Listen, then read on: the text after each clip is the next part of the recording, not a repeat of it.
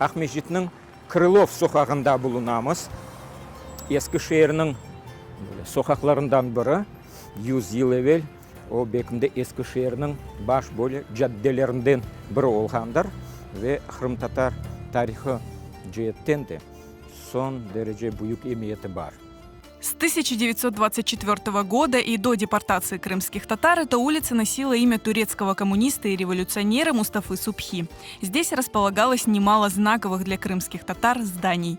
Бұлардың арасында бекімде ең мұйымы bizim артымызда olған evdir.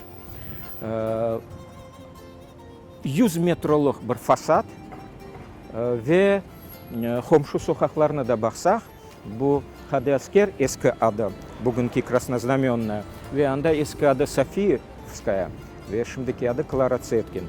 Bu sokaklardan da yukarı da 100 metre var. Yani büyük bir azbar aman aman 1 hektar kadar bir azbar. Bu azbar 100 yıl evvel belli Kırım Tatar mırzası meşhur Kırım Atlı Polku'nun polkovniği, o zamanları demek Devlet Duması'nın deputatı, büyük mesenat İsmail Muftizade'nin azbarı edi. Bizim артımızda da son derece büyük ihtimal ile onun evi bulunan.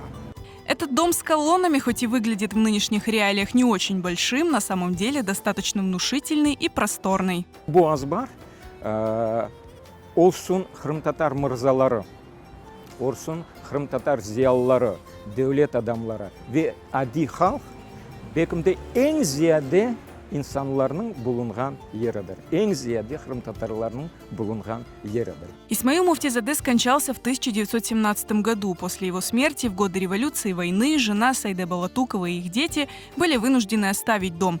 Но известно, что в начале 20-х годов Сайде Ханум снова проживала в этом доме. Bu evde Sayde Hanım Balatukova'nın beraber meşhur bizim aktrisamız ve dramaturgumuz demek de mümkün. Hocalık yapan bizim insanımız Ayşe Tayganskaya'nın yaşağanını bilemiz. Sayde Hanım bazı bilgilerge göre 1925 senesi vefat etken edi ve anlaşıla bu sokakın devamında meşhur Kırım Tatar mezarlığında yani şehrin esas mezarlığı o da bu sokakta edi. 100 metre bundan yukarı.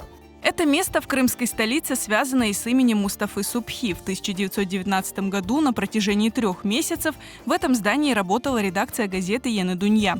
Основателем газеты как раз был журналист и революционер Мустафа Субхи. Onun kadimleri arasında yani Mustafa Subhi'yle beraber biz Midat Rifatov'unu da görüyoruz. Yani arşiv vesikalarga göre kadimlerin arasında işte meşhur Bahçesaray ailesi Rifatovlarının onların arasında biz Hasan Rifatov'unu bilemiz. İlk bizim profesyonel bestekarımız işte Hasan Rifatov'un ağası Midat Rifatov. O işte bu Yeni Dünya'nın bu binada çalışan muharriyeti içinde bulunaydı. Выделяющееся здание рядом с домом Муфтизаде, открытый в 1927 году бывший кинотеатр Субхи. Он был специально открыт для жителей этого крупного квартала. 1927 senesi Yeni Dünya gazetesinde basılgan bir makalege göre demek yerli halka mında da çok demek şu çeşit milletvekilleri yaşay. İlk evvela Kırım Tatarlar onlarga kinoteatrlarga, teatrlarga katlamak biraz zor olaydı. Onlar biraz uzakta bulunurdu. Кинотеатр был рассчитан более чем на 600 человек. Билеты стоили от 5 до 15 копеек. Это было значимое и известное среди крымских татар место, где проводились встречи и важные мероприятия. Bu demek her zaman çeşit kinolarına, şu cümleden Alim kinosuna kegen adamlarının toluydu. После депортации крымских татар кинотеатру было дано новое название «Родина». Он функционировал до 90-х годов. Bu binada birçok demek çeşitli konsertler geçiriliydi. Bir konsert hakkında misal Sabriye Erecepova. İlk onun Ahmetçik'te bulungan demek konserte Kırım Tatar ansamblinin konserti işte bu binada olup geçken idi. Интересно, что именно здесь, спустя десятилетия, располагается коллектив крымско-татарского ансамбля «Карам».